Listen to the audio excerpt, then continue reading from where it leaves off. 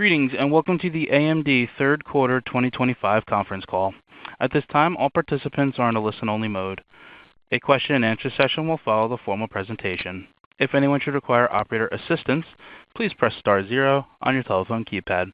As a reminder, this conference call is being recorded. It is now my pleasure to introduce to you Matt Ramsey, VP Financial Strategy and Investor Relations. Thank you, Matt. You may begin. Thank you and welcome to AMD's third quarter 2025 financial results conference call.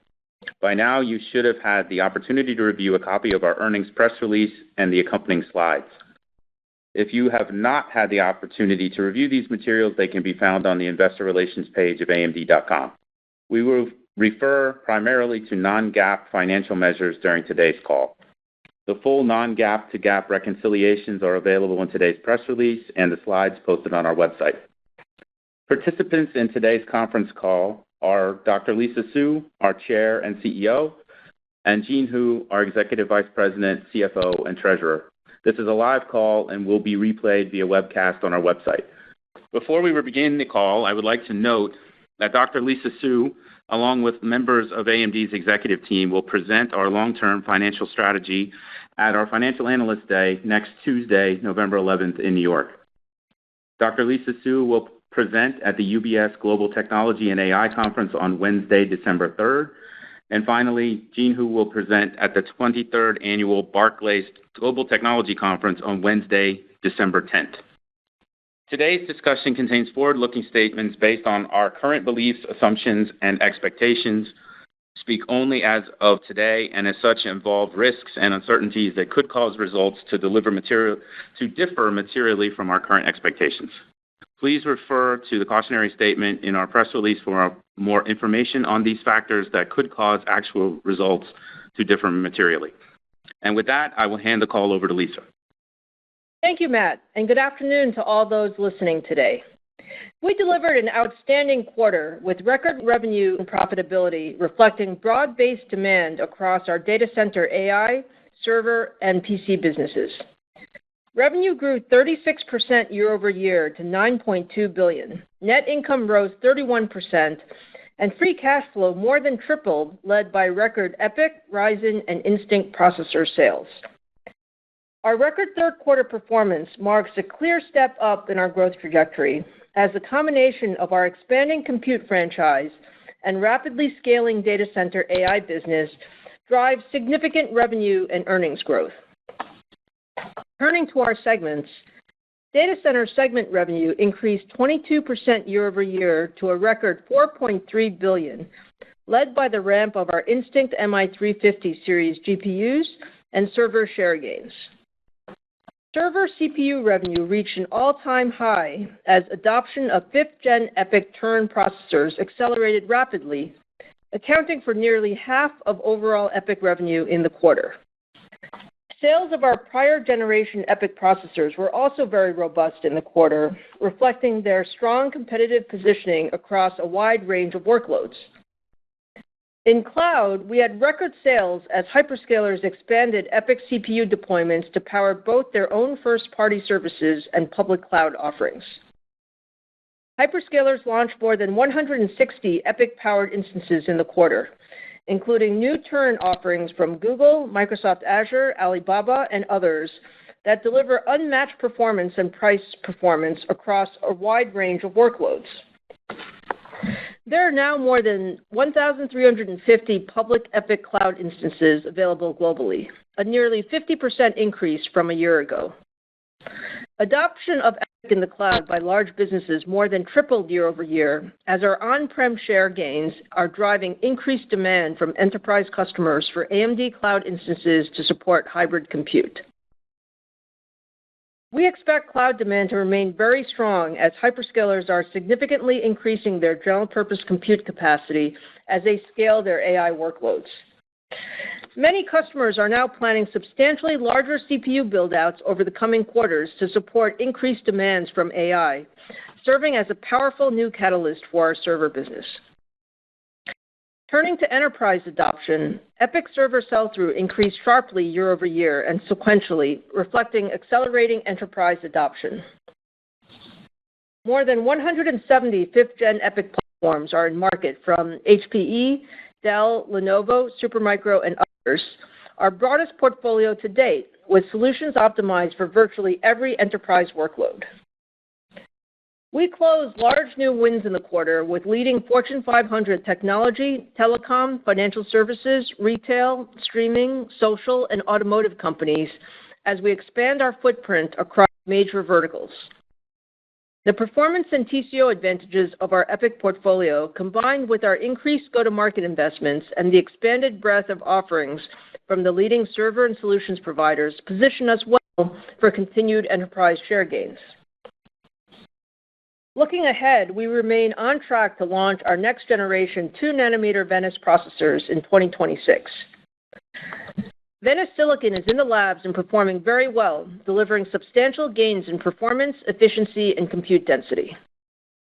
Customer pull and engagement for Venice are the strongest we have seen, reflecting our competitive positioning and the growing demand for more data center compute.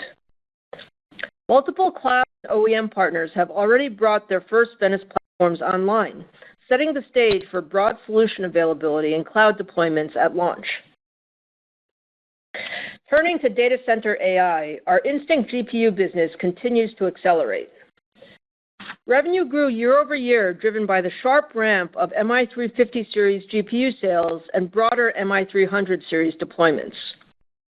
Multiple MI350 series deployments are underway with large cloud and AI providers, with additional large-scale rollouts on track to ramp over the coming quarters.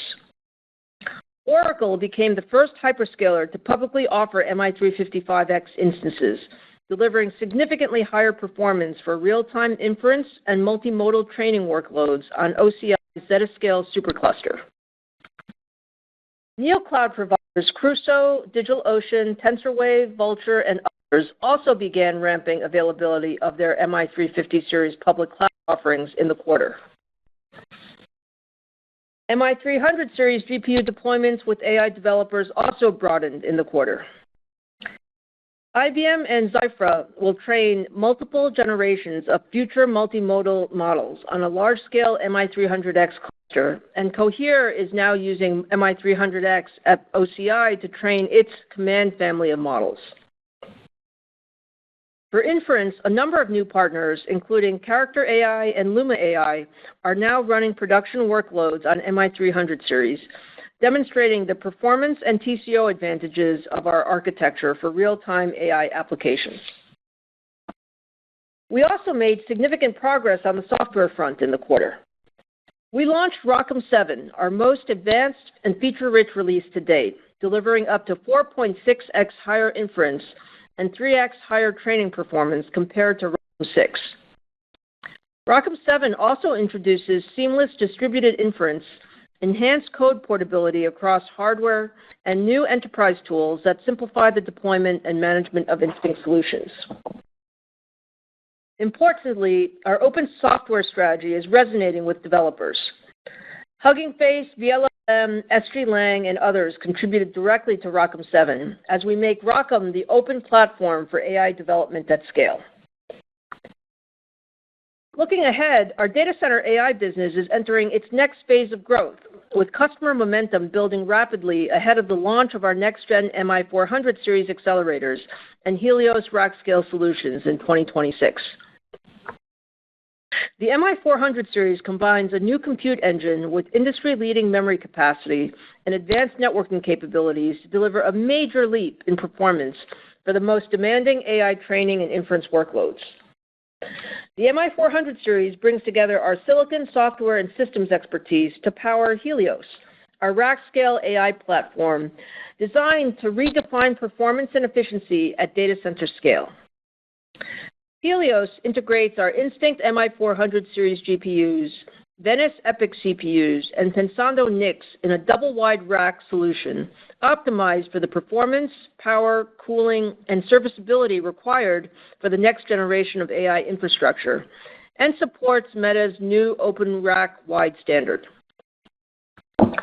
Development of both our MI400 series GPUs and Helios rack is progressing rapidly, supported by deep technical engagements across a growing set of hyperscalers, AI companies, and OEM and ODM partners to enable large-scale deployments next year. The ZT Systems team we acquired last year is playing a critical role in Helios development, leveraging their decades of experience building infrastructure for the world's largest cloud providers to ensure customers can deploy and scale Helios quickly within their environments. In addition, last week we completed the sale of the ZT manufacturing business to Sanmina and entered a strategic partnership that makes them our lead manufacturing partner for Helios. This collaboration will accelerate large customer deployments of our rack-scale AI solutions. On the customer front, we announced a comprehensive multi-year agreement with OpenAI to deploy 6 gigawatts of Instinct GPUs, with the first gigawatt of MI450 series accelerators scheduled to start coming online in the second half of 2026.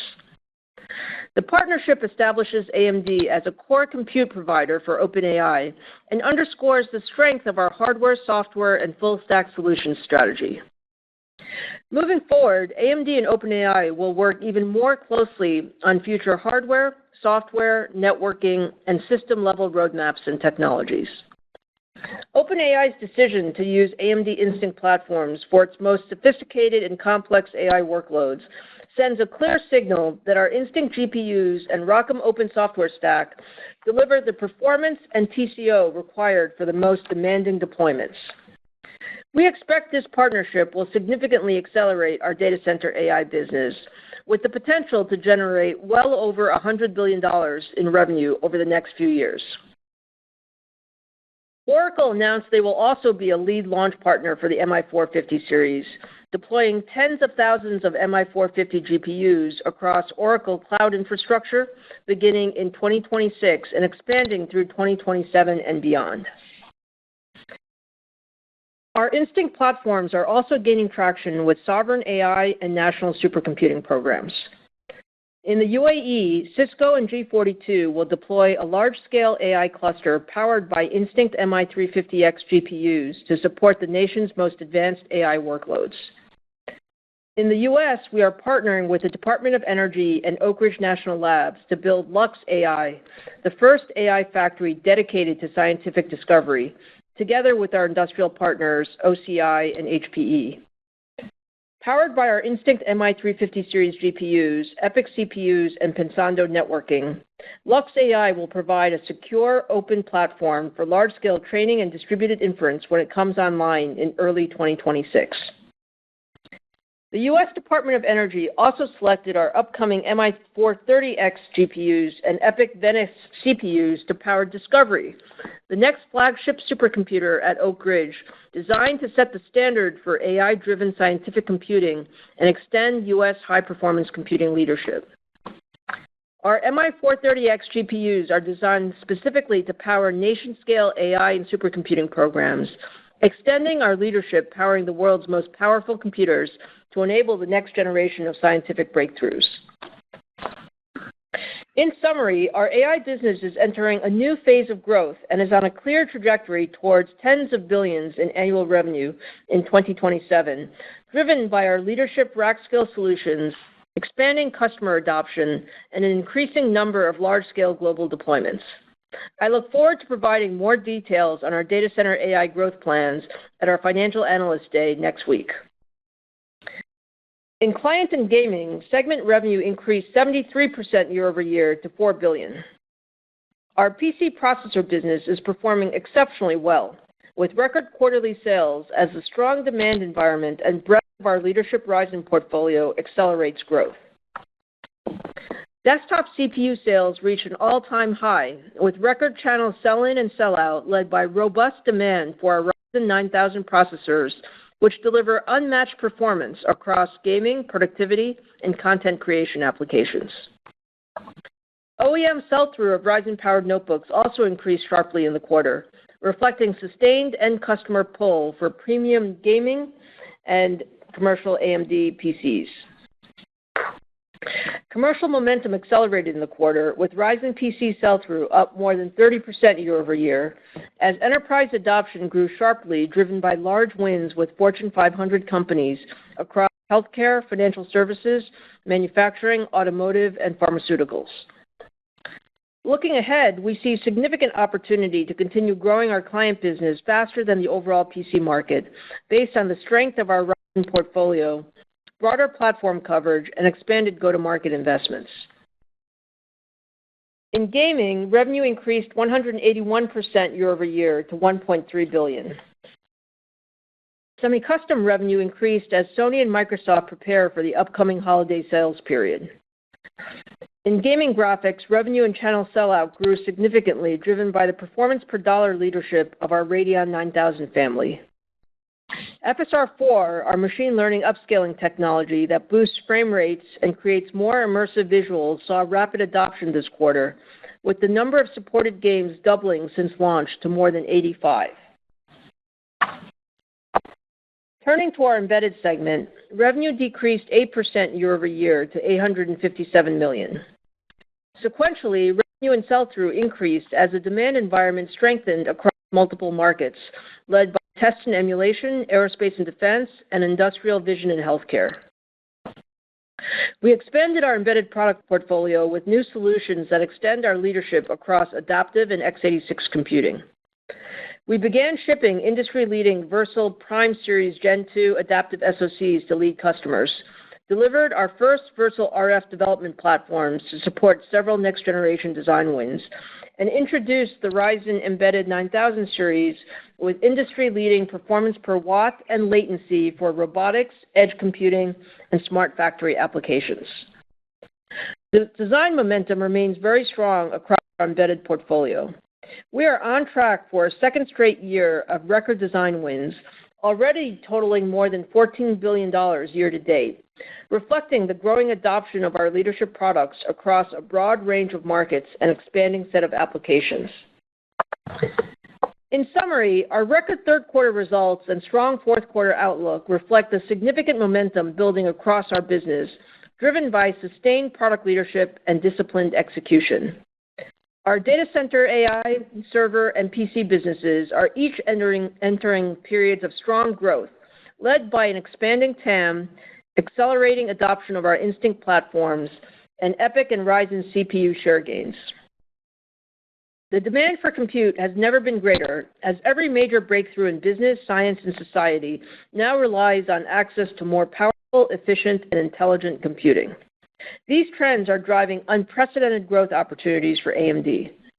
I look forward to sharing more on our strategy, roadmaps, and long-range financial targets at our financial analyst meeting next week. Now I'll turn the call over to Jean to provide additional color on our third quarter results. Jean? Thank you, Lisa, and good afternoon, everyone. I'll start with a review of our financial results and then provide our outlook for the fourth quarter of fiscal 2025. We're pleased with our strong third quarter financial results. We delivered a record revenue of $9.2 billion, up 36% year-over-year, exceeding the high end of our guidance, reflecting strong momentum across our business. Our third quarter results do not include any revenue from shipments of the MI308 GPU products to China. Revenue increased 20% sequentially, driven by strong growth in the data center and the client and gaming segment, and modest growth in the embedded segment. Gross margin was 54%, up 40 basis points year-over-year, primarily driven by product mix. Operating expenses were approximately $2.8 billion, an increase of 42% year-over-year as we continue to invest aggressively in R&D to capitalize on significant AI opportunities and go-to-market activities for revenue growth. Operating income was $2.2 billion, representing a 24% operating margin. Taxes, interest expense, and other totaled $273 million.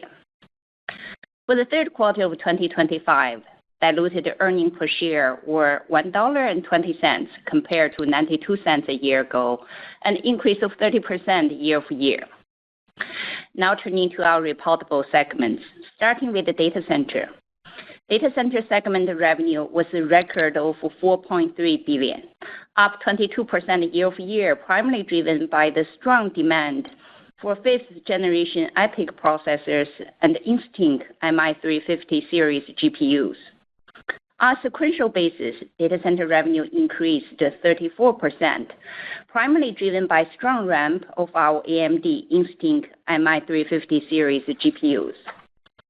The data center segment operating income was $1.1 billion, or 25% of revenue, compared to $1 billion a year ago, or 29% of revenue, driven by higher revenue, partially offset by higher R&D investment to capitalize on significant AI opportunities. Client and gaming segment revenue was a record of $4 billion, up 73% year-over-year and 12% sequentially, driven by strong demand for the latest generation of client and graphic processors and stronger sales of console gaming products. In the client business, revenue was a record $2.8 billion, up 46% year-over-year and 10% sequentially, driven by record sales of our Ryzen processors and a richer product mix. Gaming revenue rose to $1.3 billion, up 181% year-over-year and 16% sequentially, reflecting higher semi-customer revenue and strong demand for our Radeon GPUs. Client and gaming segment operating income was $867 million, or 21% of revenue, compared to $288 million, or 12% a year ago, driven by higher revenue, partially offset by increase in go-to-market investment to support our revenue growth.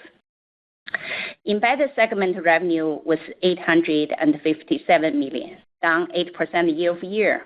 Embedded was up 4% sequentially as we saw certain end market demand strengthen. Embedded segment operating income was $283 million, or 33% of revenue, compared to $372 million, or 40% a year ago. The decline in operating income was primarily due to lower revenue and end market mix. Before I review the balance sheet and the cash flow, as a reminder, we closed the sale of ZT System manufacturing business to Sanmina last week. The third quarter financial results of the ZT manufacturing business are reported separately in our financial statements as discontinued operations and are excluded from our non-GAAP financials. Turning to the balance sheet and the cash flow. During the quarter, we generated $1.8 billion in cash from operating activities of continuing operations, and the free cash flow was a record of $1.5 billion.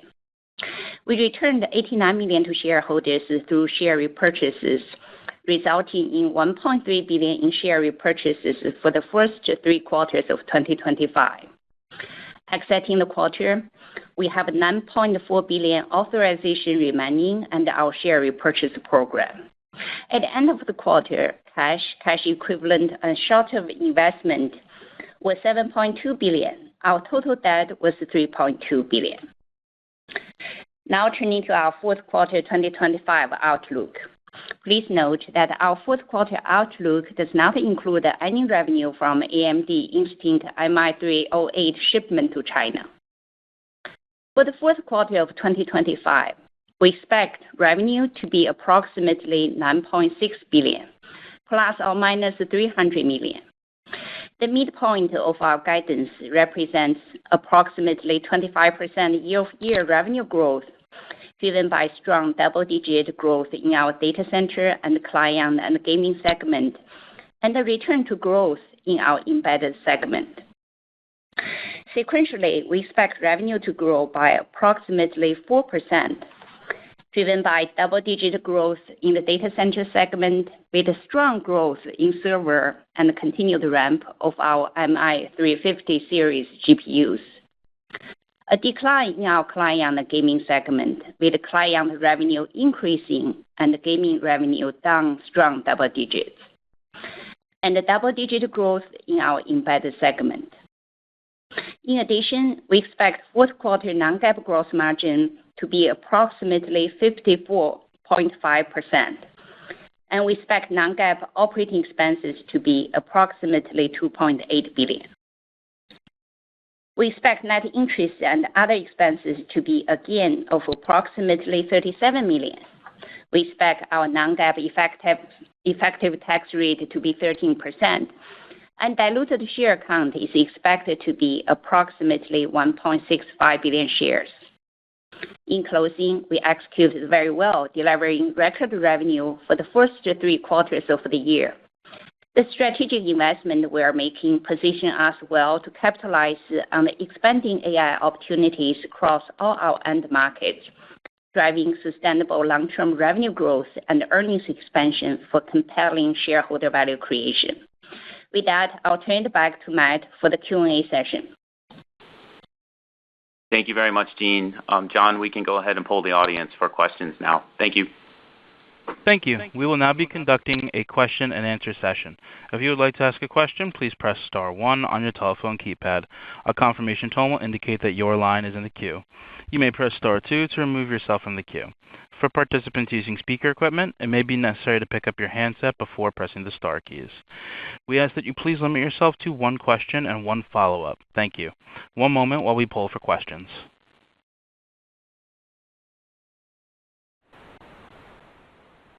And the first question comes from the line of Vivek Arya with Bank of America Securities.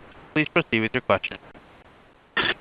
Thank you for the question. I had a near-term and a medium-term question.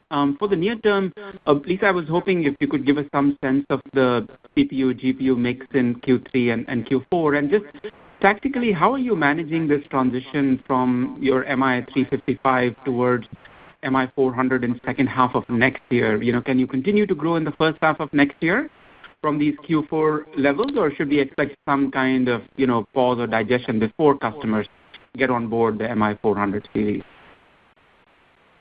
Sure, Vivek. Thanks for the question. So a couple comments. We had a very strong Q3 for the data center business. I think we saw strong outperformance in both the server as well as the data center AI business, and a reminder that was without any MI308 sales. The MI355 has ramped really nicely.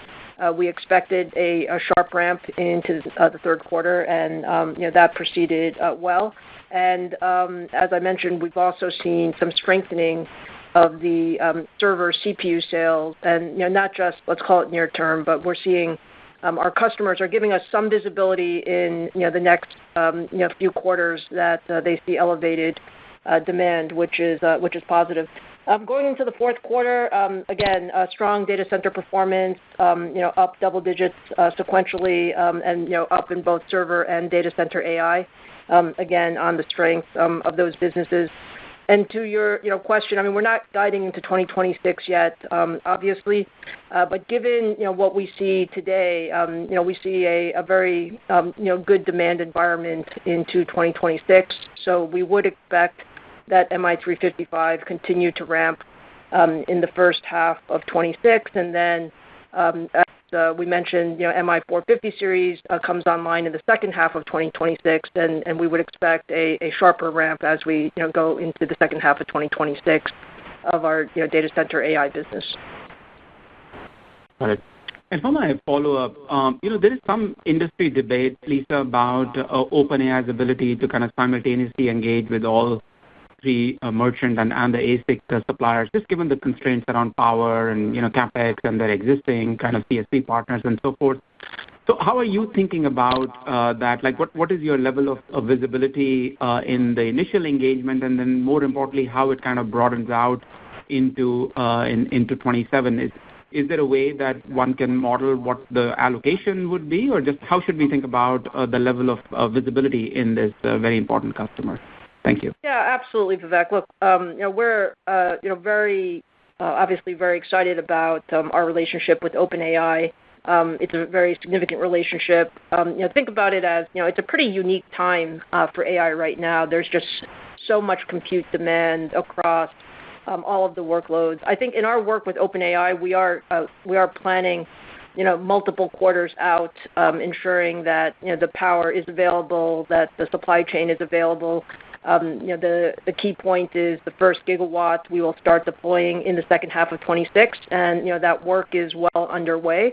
And we continue, just given where lead times are and things like that, we are planning very closely with OpenAI as well as the CSP partners to ensure that we're all prepared with Helios so that we can deploy the technology as we stated. So I think overall we're working very closely together. I think we have good visibility into the MI450 ramp, and things are progressing very well. And the next question comes from the line of Thomas O'Malley with Barclays. Please proceed with your question. Good morning. Thanks for taking my question, and congrats on the good results. I had a first question on Helios. Obviously, with the announcement at OCP, customer interaction has to be growing. Could you talk about into next year what your view is on discrete sales versus system sales? When do you see that crossover kind of happening, and just what initial responses have been from customers after getting a better look at it at the show? Yeah, sure, Tom. Thanks for the question. There's a lot of excitement around MI450 and Helios. I think the OCP reception was phenomenal. We had numerous customers and frankly bringing their engineering teams to understand more about the system, more about how it's built. There's always been some discussion about just how complex these rack scale systems are, and they certainly are. And we are very proud of the Helios design. I think it has all of the features, functions, reliability, performance, power performance that you would expect. I think the interest in MI450 and Helios has just expanded over the last number of weeks, certainly with some of the announcements that we've made with OpenAI and OCI, as well as the OCP show with Meta. I think overall, from our perspective, I think things are going really well in both the development as well as the customer engagement there. So in terms of rack scale solutions, we would expect that the early customers for MI450 will really be around the rack scale solutions.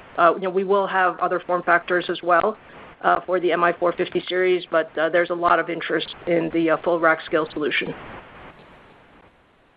Super helpful. And then as my follow-up, it's a broader question as well, and similar to kind of what Vivek asked. But if you look at the power requirements that are out there for some of the early announcements into next year, they're pretty substantial. And then you also have component issues that you're seeing across interconnected memory.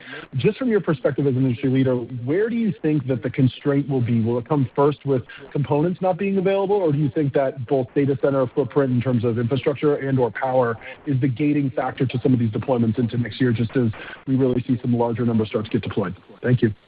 Yeah, sure, Tom. I think what you're pointing out is what we as an industry have to do, together. The entire ecosystem has to plan together, and that is exactly what we're doing. So we're working with our customers on their power plans, over the next, actually, I would say 2 years, from a silicon and a memory and a packaging and a component supply chain. We're working with our supply chain partners to make sure all of that capacity is available. I can tell you from our visibility, we feel very good that we have a strong supply chain that is prepared to deliver sort of these very significant growth rates and large amount of compute that is out there. And I think all of this is going to be tight. I think there is you can see from some of the CapEx spending that there's a desire to put on more compute, and we're working closely together. I will say that the ecosystem is very, I would say, works very hard when there are these types of, let's call it, tightness out there. And so we also see things open up as that we're working, getting more power, getting more supply, all of those things. So the net is, I think we are well positioned to grow significantly as we transition into the second half of 26 into 27 with the MI450 and Helios. And the next question comes from the line of Joshua Buchalter with TD Cowen. Please proceed with your question. Hey guys, thank you for taking my question. Actually, wanted to start on the CPU side. So, you and your largest competitor in that space have talked about near-term strength supporting AI workloads on general-purpose servers from agentic. Maybe you could speak to the sustainability of these trends, and they called out supply constraints. Are you seeing any of those in your supply chain?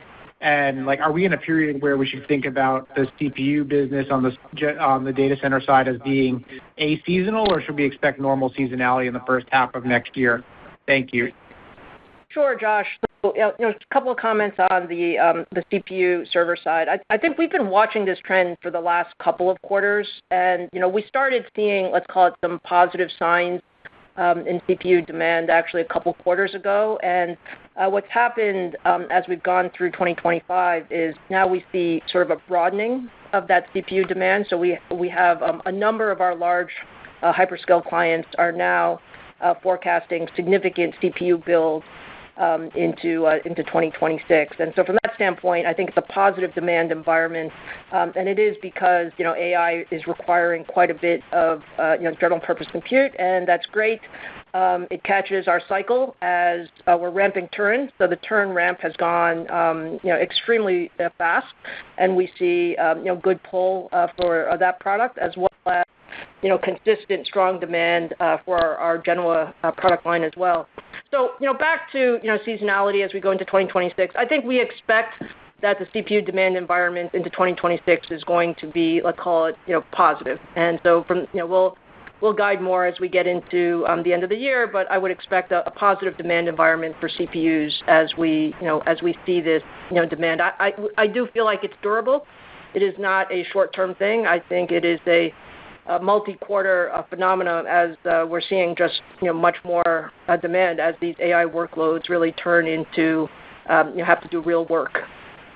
So, Josh, on the supply side, we have supplies to support our growth, and especially in 2026, we're prepared for the ramp.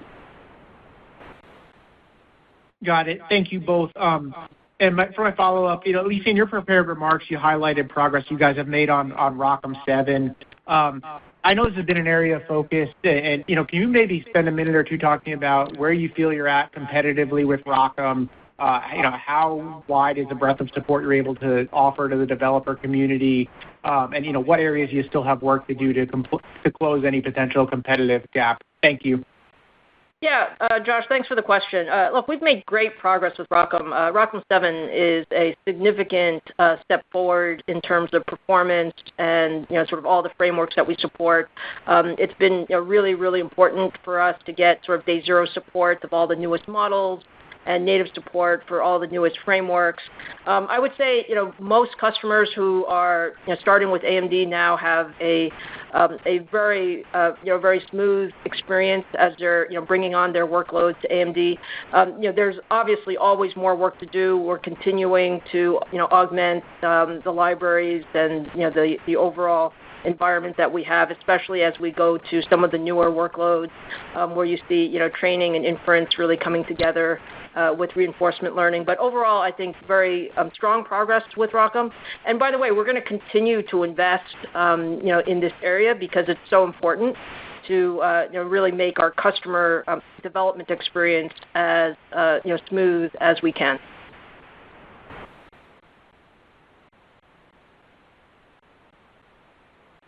And the next question comes from the line of C.J. Muse with Cantor Fitzgerald. Please proceed with your question. Yeah, good afternoon. Thank you for taking the question. I guess first question, as you think about the 355 to 400 transition and moving to full rack scale, is there a framework that we should be thinking about for gross margins throughout calendar 26?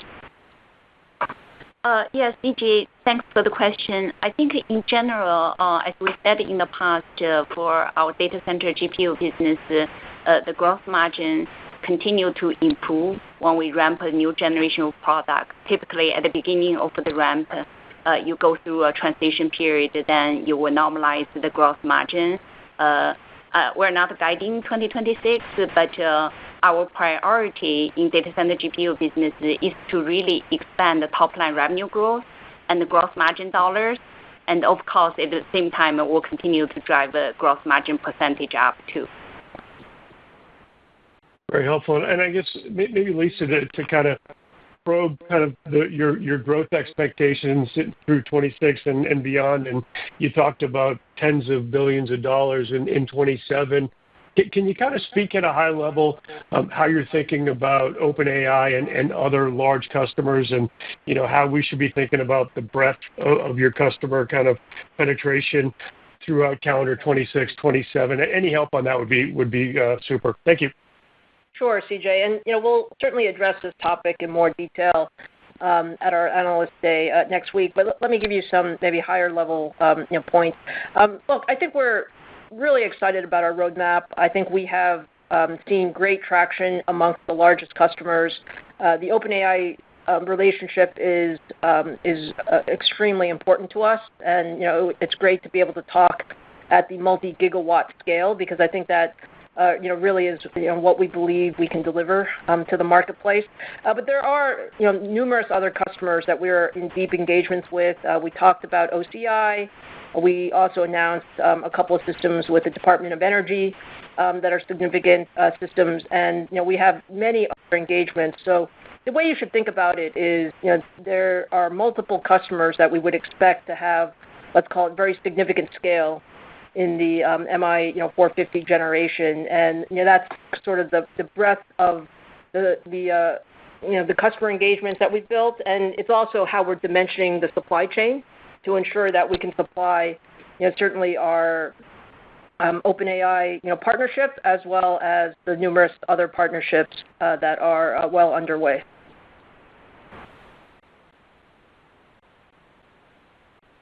And the next question comes from the line of Stacy Rasgon with Bernstein Research. Please proceed with your question. Hi, guys. Thanks for taking my questions. My first one, for data center in the quarter, what grew more year over year on a dollar and a percentage basis, the servers or the GPUs? So I think, Stacy, I think our commentary was, data center, grew nicely year over year in both of the areas, both for servers as well as data center AI. Yeah, but could you, just directionally, which one grew more than the other? I'm not even asking for numbers, just directionally. Directionally, they are similar, but server is a little bit better. Server's a little bit better. Okay. And then on the guidance, you said that servers, data center overall up double digits. You said servers up strong double digits. What does that mean? Is that like more than 20%, or like how do I think about what you mean by strong double digits? Because again, I'm trying to for the GPUs for the year, do you think you were saying roughly like $6.5 billion or something last quarter for the year. Do you think it's still in that range? It kind of feels like you're still there.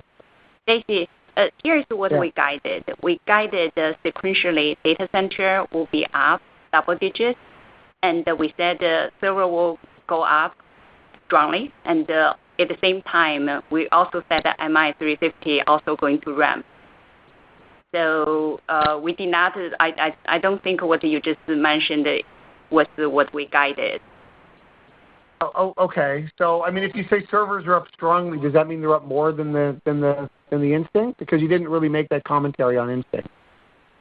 No, look, Stacy, let me say it. So data center up sequentially double-digit percentage. Both server and data center AI are going to be up as well.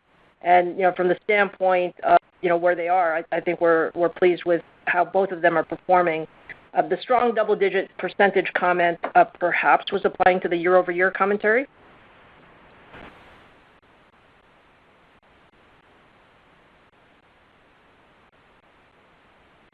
Thank you. And the next question comes from the line of Timothy Arcuri with UBS. Please proceed with your question. Thanks a lot. Lisa, I know it's only been a month since you announced this deal with OpenAI, but can you give us maybe some anecdotes of how this has influenced your position in the market with other customers? Like, are you engaged with customers that you wouldn't have been engaged with if you hadn't done this deal? That's the first part of the question. And then the second part relates to a prior question, which is that it looks like they could be something like half of your data center GPU revenue in the 2027, 2028 timeframe. So how much risk in your mind is there around that single customer for you?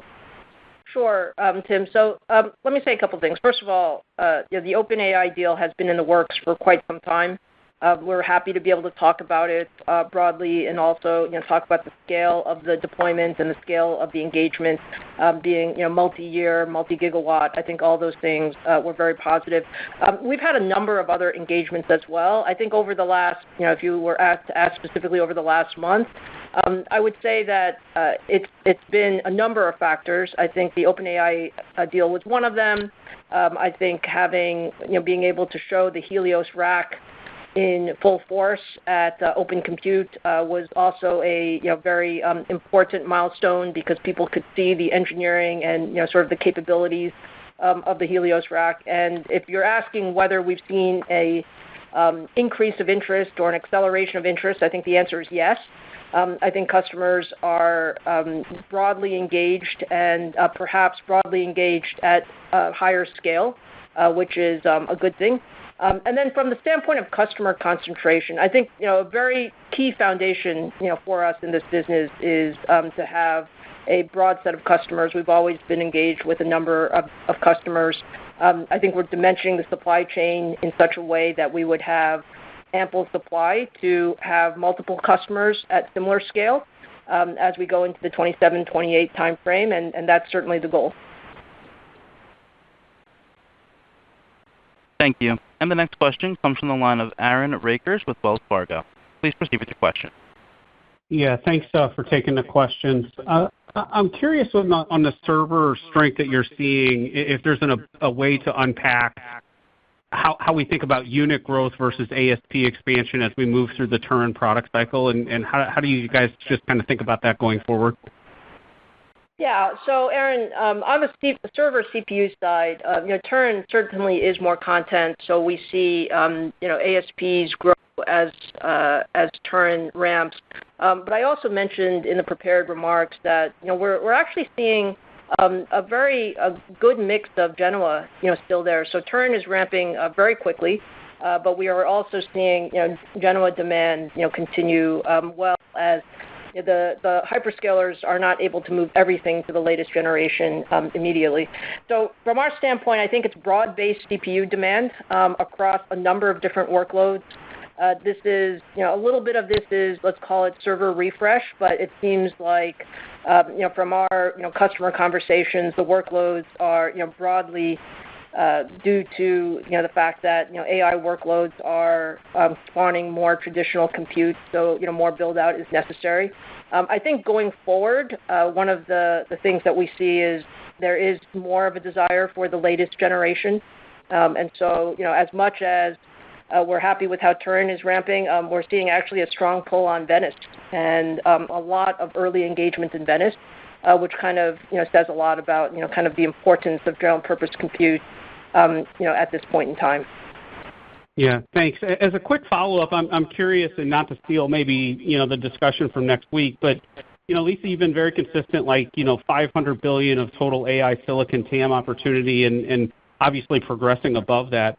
I'm curious, as we think about these large, megawatt kind of deployments, how you think about, the updated views on that AI silicon TAM as we look forward?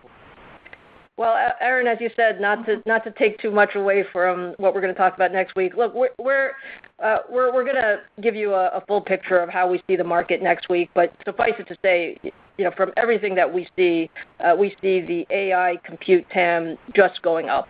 So, we'll have some updated numbers for you. But the view is, whereas $500 billion sounded like a lot when we first talked about it, we think there is a larger opportunity, for us over the next few years, and that's pretty exciting. Thank you. The next question comes from Antoine Chkaiban with New Street Research. Please proceed with your question. Hi, thank you so much for taking my question. So I'd like to ask about whether the developing relationship with OpenAI could be a tailwind to the development of your software stack. Can you maybe tell us about how the collaboration works in practice and whether the partnership contributed in making ROCm more robust? Yeah, Antoine, thanks for the question. I think the answer is yes. I think all of our large customers contribute to let's call it a broadening and deepening of our software stack overall. I think the relationship with OpenAI is certainly one where our plans are to work deeply together on hardware as well as software as well as systems and future roadmap. And from that standpoint, the work that we're doing together with them on Triton is certainly very valuable. But I will say beyond OpenAI, the work that we do with all of our largest customers are super helpful to strengthening the software stack. And we have put significant new resources into not just the largest customers, but we are working with a broad set of AI native companies who are actively developing on the ROCm stack. We get lots of feedback. I think we've made significant progress in the training and inference stack, and we're going to continue to double down and triple down in this area. So more customers that use AMD, I think all of that goes to enhancing the ROCm stack. And we're actually we'll talk a little bit more about this next week, but we're also using AI to help us accelerate the rate and pace of some of the ROCm kernel development and just the overall ecosystem. Thanks, Lisa. Maybe as a quick follow-up, could you tell us about the useful lives of GPUs? I know that most CSPs depreciate them over 5-6 years, but in your conversations with them, I'm just wondering if you see or hear any early indication that in practice they may be planning to sweat those GPUs for longer than that.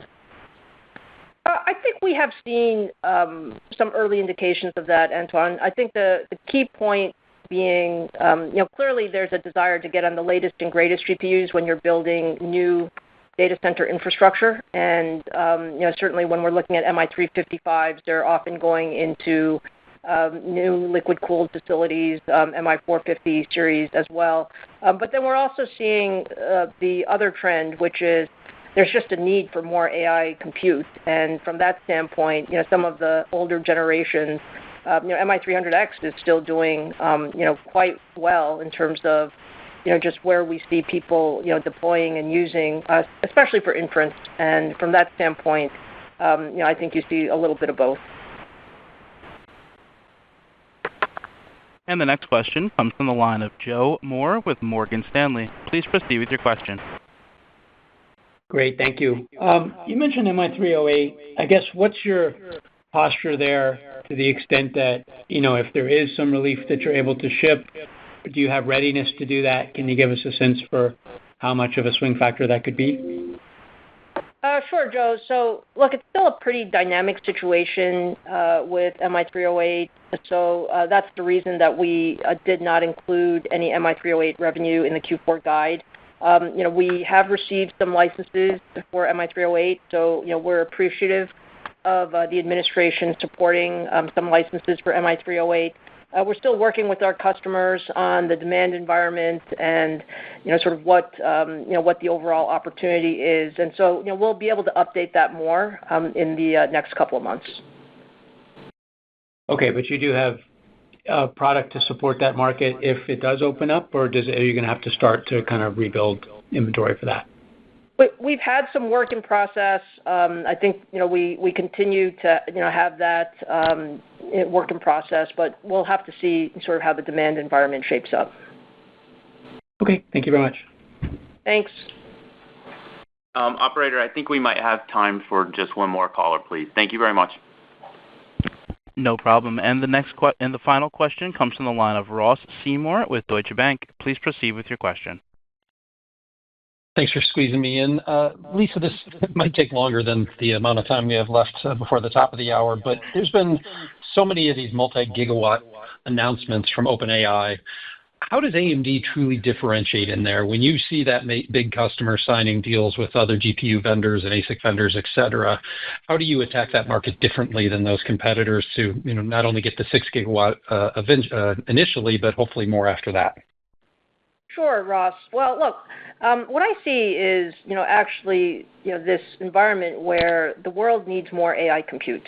And from that standpoint, I think OpenAI has kind of led in the quest for more AI compute, but they're not alone. I think when you look across the large customers, there is really a demand for more AI compute as you go forward over the next couple of years.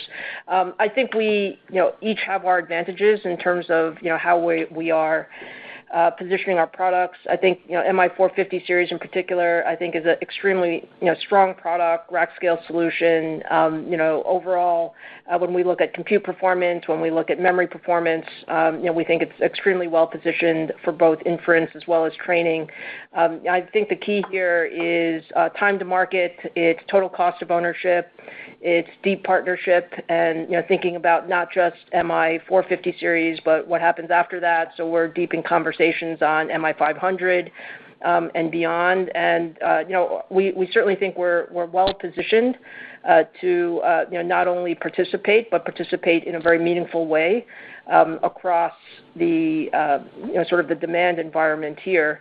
And I think we have certainly learned a ton over the last couple of years with our AI roadmap. We've made significant inroads in terms of just what the largest customer needs from a workload standpoint.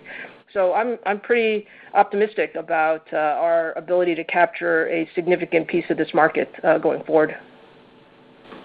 Great. And I guess as my follow-up, it'll be a direct follow-on to that. You did a unique structure by granting some warrants with this deal, and I know they vest according to a price that'd be very accretive and make everybody happy. Do you think that was a relatively unique agreement, or given that the world needs more processing power, that AMD is open to somewhat similar, conceptually similar, creative ways to address that demand over time with other equity vehicles, et cetera? Sure, Ross. So I would say it was a unique agreement from the standpoint that, unique time in AI, what we wanted, what we prioritized was really deep partnership and, multi-year, multi-generation, significant scale. And I think we got that. We got a structure that has, extremely aligned incentives.